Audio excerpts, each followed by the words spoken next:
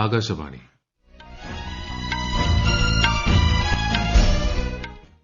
നമസ്കാരം. വാർത്തകൾ വായിക്കുന്നത് സുധീൻ സൈനുദ്ദീൻ.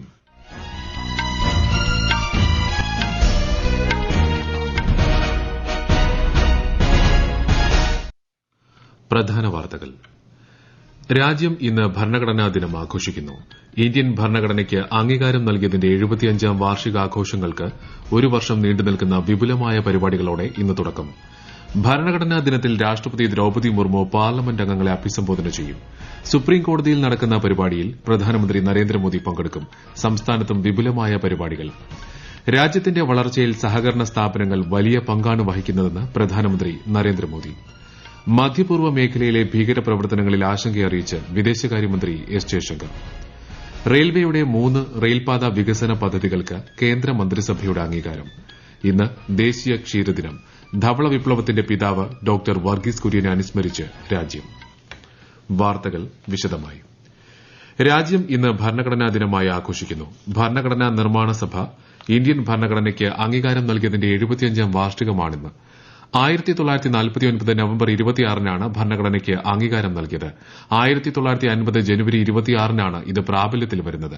ഭരണഘടനാ ദിനാഘോഷത്തിന്റെ 75ാം വാർഷികത്തോടനുബന്ധിച്ച് ഒരു വർഷം നീളുന്ന ആഘോഷ പരിപാടികളാണ് കേന്ദ്ര സർക്കാർ ആവിഷ്കരിച്ചിരിക്കുന്നത്. ഹമാര സംവിധാൻ ഹമാര സ്വാഭിമാൻ എന്ന പേരിൽ വിപുലമായ ആഘോഷ പരിപാടികളാണ് രാജ്യത്തുടനീളം സംഘടിപ്പിക്കുന്നത്. ന്യൂഡൽഹിയിലെ സംവിധാൻ ഭവനിൽ ഇന്ന് നടക്കുന്ന ആഘോഷ ചടങ്ങിൽ രാഷ്ട്രപതി ദ്രൌപദി മുർമു പാർലമെന്റ് അംഗങ്ങളെ അഭിസംബോധന ചെയ്യും. ഉപരാഷ്ട്രപതി ജഗദീപ് ധൻകർ, പ്രധാനമന്ത്രി നരേന്ദ്രമോദി, ലോക്സഭാ സ്പീക്കർ ഓം ബിർള, കേന്ദ്രമന്ത്രിമാർ, പാർലമെന്റ് അംഗങ്ങൾ തുടങ്ങിയവർ പങ്കെടുക്കും. ഭരണഘടനാ ദിനാഘോഷത്തിന്റെ 75ാം വാർഷികത്തോടനുബന്ധിച്ച് സ്മാരക സ്റ്റാമ്പും പുറത്തിറക്കും. Making of the constitution of India a glimpse, making of the constitution of India and its glorious journey എന്നീ പുസ്തകങ്ങളുടെ സംസ്കൃതം, മൈഥിലി ഭാഷകളിലുള്ള പതിപ്പും പ്രകാശനം ചെയ്യും. ഭരണഘടനാ ദിനാചരണത്തോടനുബന്ധിച്ച് ഇന്ന് വൈകിട്ട് സുപ്രീംകോടതിയിൽ നടക്കുന്ന പരിപാടിയിൽ പ്രധാനമന്ത്രി നരേന്ദ്രമോദി പങ്കെടുക്കും. ചടങ്ങിനെ അഭിസംബോധന ചെയ്യുന്ന പ്രധാനമന്ത്രി ഇന്ത്യൻ ജുഡീഷ്യറിയുടെ 2023-24 വാർഷിക റിപ്പോർട്ടും പ്രകാശനം ചെയ്യും. കേന്ദ്ര നിയമമന്ത്രി അർജുൻ റാം മേഘ്വാൾ, ചീഫ് ജസ്റ്റിസ് സഞ്ജീവ് ഖന്ന, സുപ്രീംകോടതിയിലെ മറ്റ് ജഡ്ജിമാർ തുടങ്ങിയവർ ചടങ്ങിൽ സന്നിഹിതരാകും. ഭരണഘടനാ ദിനത്തോടനുബന്ധിച്ച് സംസ്ഥാനത്തും ഇന്ന് വിപുലമായ പരിപാടികൾ. നെഹ്റു യുവകേന്ദ്രയുടെ ആഭിമുഖ്യത്തിൽ ഇന്ന് തിരുവനന്തപുരത്ത് 500ഓളം മേര യുവഭാരത് വളണ്ടിയർമാർ അണിനിരക്കുന്ന പദയാത്ര സംഘടിപ്പിക്കും. ദിനാഘോഷങ്ങളുടെ ഉദ്ഘാടനം നിർവഹിച്ചുകൊണ്ട് നിയമസഭാ സ്പീക്കർ എൻ ഷംസീർ ഭരണഘടനയുടെ ആമുഖം വായിക്കും. നിയമസഭാ ലൈബ്രറിയിൽ സംഘടിപ്പിക്കുന്ന പുസ്തക പ്രദർശനത്തിന്റെ ഉദ്ഘാടനവും സ്പീക്കർ നിർവഹിക്കും. രാജ്യത്തിന്റെ വളർച്ചയിൽ സഹകരണ സ്ഥാപനങ്ങൾ വലിയ പങ്കാണ് വഹിക്കുന്നതെന്ന് പ്രധാനമന്ത്രി നരേന്ദ്രമോദി. സഹകരണ ബാങ്കുകളെ ശക്തിപ്പെടുത്തുന്നതിനും ജനങ്ങളുടെ വിശ്വാസം വർദ്ധിപ്പിക്കുന്നതിനുമായി നിരവധി പരിഷ്കാരങ്ങൾ കേന്ദ്ര സർക്കാർ നടപ്പാക്കിയിട്ടുണ്ടെന്ന് അദ്ദേഹം പറഞ്ഞു. രാജ്യത്തെ സഹകരണ സംഘങ്ങളെ ചാക്രിക സമ്പദ് വ്യവസ്ഥയുമായി ബന്ധിപ്പിക്കേണ്ടതിന്റെയും ഈ മേഖലയിലെ ആഗോള സഹകരണം പ്രോത്സാഹിപ്പിക്കേണ്ടതിന്റെയും പ്രാധാന്യത്തെപ്പറ്റിയും ശ്രീ മോദി വിശദീകരിച്ചു. सर्कुलर इकोनॉमी से जोड़ा जाना चाहिए.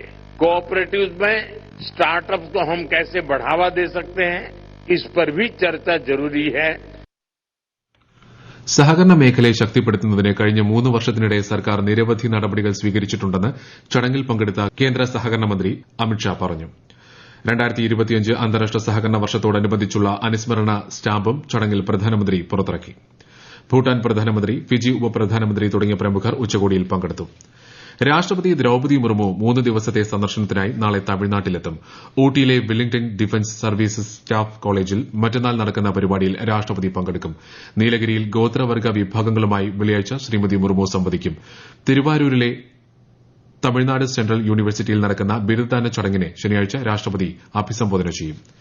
മധ്യപൂർവ്വ മേഖലയിലെ ഭീകരപ്രവർത്തനങ്ങളിൽ ആശങ്കയറിയിച്ച് വിദേശകാര്യമന്ത്രി എസ് ജയശങ്കർ. മേഖലയിലെ അക്രമ സംഭവങ്ങളെ ഇന്ത്യ ശക്തമായി അപലപിക്കുന്നതായും കേന്ദ്രമന്ത്രി പറഞ്ഞു. റോമിൽ നടക്കുന്ന MED മെഡിറ്ററേനിയൻ ഡയലോഗിൽ സംസാരിക്കുകയായിരുന്നു ശ്രീ ജയശങ്കർ. ലെബനനുമായി വെടിനിർത്തൽ കരാറിൽ ഏർപ്പെടുന്നതിനുള്ള ചർച്ച ഇന്ന് ടെൽ അവീവിലെ ഇസ്രായേൽ പ്രതിരോധ സേനകളുടെ ആസ്ഥാനത്ത് നടത്താൻ തീരുമാനം. ഇസ്രായേൽ പ്രധാനമന്ത്രി ബെന്യാമിൻ നെതന്യാഹു ഇതിന് അംഗീകാരം നൽകിയതായി അന്താരാഷ്ട്ര മാധ്യമങ്ങൾ റിപ്പോർട്ട് ചെയ്തു. റെയിൽവേയുടെ 7,927 കോടി രൂപയുടെ 3 പദ്ധതികൾക്ക് കേന്ദ്ര മന്ത്രിസഭയുടെ സാമ്പത്തികകാര്യ സമിതി അംഗീകാരം നൽകി. ജൽഗാവ്, മൻമാഡ്, ഭുസാവൽ, ഖണ്ഡ്വ, പ്രയാഗ്രാജ് മാനിക്പൂർ റെയിൽപാത വികസന പദ്ധതികളാണ് ഇവ. ഗതാഗത സൌകര്യം മെച്ചപ്പെടുത്തുന്നതിനും യാത്ര സുഗമമാക്കുന്നതിനും ചരക്ക് നീക്ക ചെലവ് കുറയ്ക്കുന്നതിനും പദ്ധതികൾ ഉപയോഗപ്രദമാകുമെന്ന് കേന്ദ്ര വാർത്താവിതരണ പ്രക്ഷേപണ വകുപ്പ് മന്ത്രി അശ്വനി വൈഷ്ണവ് പറഞ്ഞു. 160 किलोमीटर का ये रूट है. 2773 करोड़ रुपए का इसमें इन्वेस्टमेंट आएगा. मुंबई कोलकाता और मुंबई से वाराणसी ये दोनों के दोनों रूट इस प्रोजेक्ट से डिकंजेस्ट हो जाएंगे और यहाँ कैपेसिटी बढ़ेगी. नई गाड़ियां चलाई जा सकती है. कंटेनर्स जल्दी तेजी से मूव होंगे. ഇന്ത്യയുടെ സംരംഭകത്വ ആവാസ വ്യവസ്ഥ വിപുലീകരിക്കുന്നതിനായി അടൽ ഇന്നൊവേഷൻ മിഷൻ തുടരുന്നതിന് കേന്ദ്ര മന്ത്രിസഭാ യോഗത്തിന്റെ അംഗീകാരം. ദൌത്യം വിപുലീകരിക്കുന്നതിന് നീതി ആയോഗിന് കീഴിൽ 2028 മാർച്ച് 31 വരെ 2750 കോടി രൂപ വകയിരുത്തുന്നതിനും മന്ത്രിസഭ അംഗീകാരം നൽകി. ആദായ നികുതി വകുപ്പിന്റെ പാൻ 2.0 പദ്ധതിക്ക് പ്രധാനമന്ത്രി നരേന്ദ്രമോദിയുടെ അധ്യക്ഷതയിൽ ചേർന്ന സാമ്പത്തിക കാര്യ മന്ത്രിസഭാ സമിതി അംഗീകാരം നൽകി. 1435 കോടി രൂപയായിരിക്കും പാൻ 2.0 പദ്ധതിയുടെ സാമ്പത്തിക ഉൾപ്പെടുത്തൽ. പദ്ധതി നികുതിദായകരുടെ രജിസ്ട്രേഷൻ സേവനങ്ങളുടെ സാങ്കേതിക വിദ്യ അടിസ്ഥാനമാക്കിയുള്ള പരിവർത്തനം സാധ്യമാക്കും. കൃഷി കർഷക ക്ഷേമ മന്ത്രാലയത്തിന് കീഴിൽ പ്രകൃതിദത്ത കൃഷിക്കായുള്ള ദേശീയ ദൌത്യം ആരംഭിക്കാനും കേന്ദ്ര മന്ത്രിസഭായോഗം തീരുമാനിച്ചു. ഈ പദ്ധതിക്ക് മൊത്തം 2481 കോടി രൂപയാണ് വകയിരുത്തിയിരിക്കുന്നത്. ഝാർഖണ്ഡിൽ ജെഎംഎം നേതാവ് ഹേമന്ത് സോറൻ സർക്കാർ ഈ മാസം 28-ന് സത്യപ്രതിജ്ഞ ചെയ്യും. ഈ വാർത്തകൾ ആകാശവാണിയിൽ നിന്ന്. ആകാശവാണി വാർത്തകളും വാർത്താ അധിഷ്ഠിത പരിപാടികളും all India radio news Thiruvananthapuram YouTube ചാനലിലും at all India radio news Thiruvananthapuram Facebook പേജിലും AIR ന്യൂസ് _തിരുവനന്തപുരം ഇൻസ്റ്റഗ്രാം അക്കൌണ്ടിലും at AIR news _TVM X ഹാൻഡിലും ലഭ്യമാണ്. വായുമലിനീകരണത്തിന്റെ പശ്ചാത്തലത്തിൽ ഡൽഹിയിലെ വിദ്യാഭ്യാസ സ്ഥാപനങ്ങളുടെ പ്രവർത്തനത്തിന് ഏർപ്പെടുത്തിയ നിയന്ത്രണങ്ങളിൽ ഇളവ് വരുത്തുന്നത് പരിഗണിക്കാൻ കമ്മീഷൻ ഫോർ എയർ ക്വാളിറ്റി മാനേജ്മെന്റിനോട് സുപ്രീംകോടതിയുടെ നിർദ്ദേശം. സ്കൂളുകളുടെ പ്രവർത്തനം ഓൺലൈൻ ആയതോടെ ചില വിദ്യാർത്ഥികൾക്ക് ഉച്ചഭക്ഷണ സൌകര്യം ലഭ്യമാകുന്നില്ലെന്നും നിരവധി വിദ്യാർത്ഥികൾക്ക് ഓൺലൈൻ ക്ലാസുകളിൽ പങ്കെടുക്കാൻ മതിയായ അടിസ്ഥാന സൌകര്യങ്ങളില്ലെന്നും കോടതി ചൂണ്ടിക്കാട്ടി. അന്തരീക്ഷ മലിനീകരണം രൂക്ഷമായതിനെ തുടർന്ന് കഴിഞ്ഞയാഴ്ചയാണ് രാജ്യതലസ്ഥാനത്തെ സ്കൂളുകളും കോളേജുകളും ഉൾപ്പെടെയുള്ള വിദ്യാഭ്യാസ സ്ഥാപനങ്ങൾക്ക് നിയന്ത്രണങ്ങൾ ഏർപ്പെടുത്തിയത്. ഇന്ന് ദേശീയ ക്ഷീരദിനം. ധവള വിപ്ലവത്തിന്റെ പിതാവായ ഡോക്ടർ വർഗീസ് കുര്യന്റെ സ്മരണയ്ക്കായാണ് എല്ലാ വർഷവും നവംബർ 26-ന് ദേശീയ ക്ഷീരദിനമായി ആചരിക്കുന്നത്. ഇതോടനുബന്ധിച്ച് ന്യൂഡൽഹിയിൽ ദിനാചരണ പരിപാടി സംഘടിപ്പിക്കുമെന്ന് കേന്ദ്ര മൃഗസംരക്ഷണ ക്ഷീരവകുപ്പ് അറിയിച്ചു. ക്ഷീരമേഖലയിലെ പരമോന്നത ദേശീയ പുരസ്കാരങ്ങളിലൊന്നായ ദേശീയ ഗോപാൽ രത്ന അവാർഡുകൾ കേന്ദ്ര ക്ഷീരവികസന മന്ത്രി രാജീവ് രഞ്ജൻ സിംഗ് സമ്മാനിക്കും. ക്ഷീരകർഷകർ ആരംഭിച്ച പ്രസ്ഥാനമാണ് അമൂൽ എന്നും ഈ പ്രസ്ഥാനത്തിന്റെ നിയന്ത്രണം കർഷകരിൽ നിലനിൽക്കുന്നതാണ് അമൂലിന്റെ വിജയരഹസ്യമെന്നുമുള്ള ഡോക്ടർ വർഗീസ് കുര്യന്റെ വാക്കുകളിലേക്ക്. The secret of Amul is that it is a movement controlled by farmers.